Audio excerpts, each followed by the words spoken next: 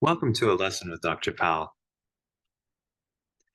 Let's take a look at how we can interpret Smith normal form. So suppose we have a matrix, we find its Smith normal form. And what does this tell us? Well, it says something if about this matrix as a function, given a column interpretation or a row interpretation as a function. So in a column interpretation, this matrix is a function where we put an input a column vector here, matrix multiply, and we get out a column over here. The column that we get out is going to be the codomain. Since there's two rows, it's going to be R2, and the domain we have three different. So this is the images, three different basis vectors would be R3. So R3 to R2 in a column interpretation. So in a column interpretation, this particular matrix is a function that goes from R3 to R2. Now, what else can we say about it? Well, let's think, what about its kernel? The kernel is the fiber over zero, everything that's sent to zero. So the Smith normal form right here tells us that, so if we're looking at, it's like the images of different things. Smith normal form tells us that there's a whole standard basis vector that's sent to zero, and the other two guys are sent directly to what makes up the range. So actually, we know that this actually tells us what the kernel and the range is, the dimensions of it for this matrix. The kernel will have dimension, specifically what we see here, just one. How many zero columns are there? There's one zero column. So the kernel, so the dimension of the kernel is equal to 1. The dimension of the range is 2.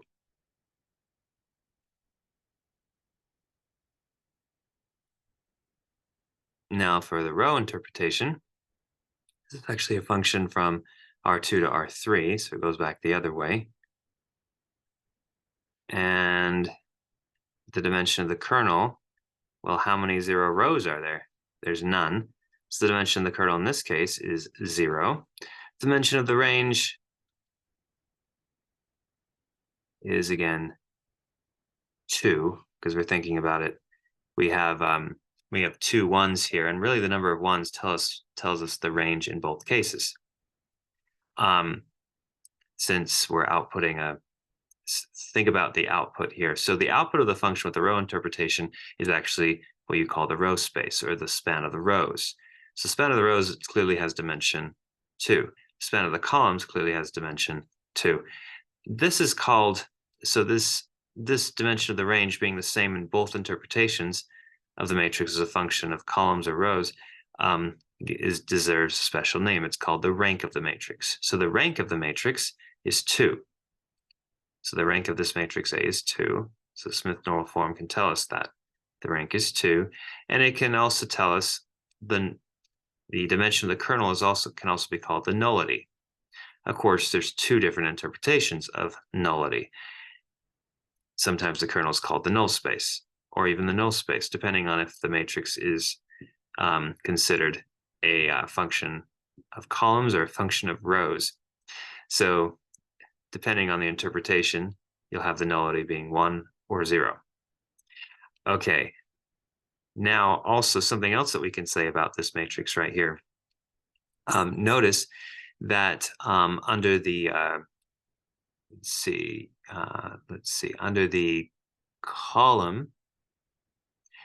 column interpretation, the range is 2 and the codomain is 2. See how they match? That means that the range fills all of the codomain, meaning it's surjective. So if these two numbers match, we know we have something that's surjective. Now, for the row interpretation, notice something that we have. For the row interpretation, we actually have that the dimension of the kernel is 0. the fiber over zero, or everything that's sent to the zero vector is just one element, just the zero vector, well, linear transformations are additive functions, and for those, we know that every fiber of that function um, is simply a shift, an additive shift of the fiber over zero. And if that guy only has one element, each of those only have one element. So that means that this is injective. The the function is injective in this case, in the row interpretation. So we have an injective function here in the row interpretation, a surjective function in the column interpretation. All right. Let's take a look at the next example and see what we can do, and see what we can do with it. Actually, it looks like it's probably about the same. It's just reversed for interpretations. So if we look at it, let's see, we have column and row interpretation. In the column interpretation, the matrix A is a function that goes from R2 to R3.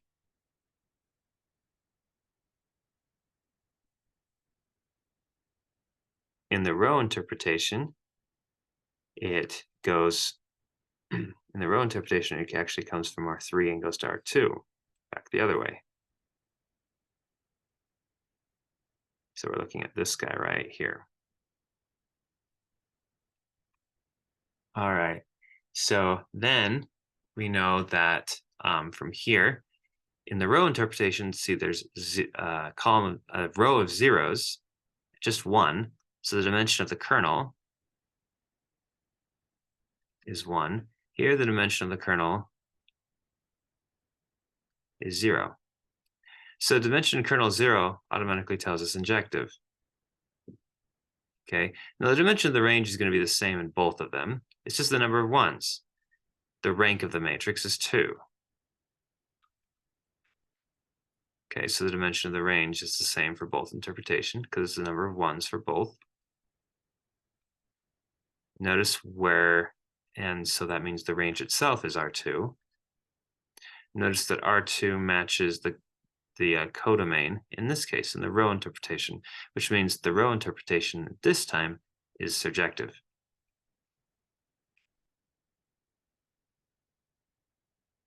So we have just looked at two different Smith normal forms and interpreted what they meant. Thanks for watching.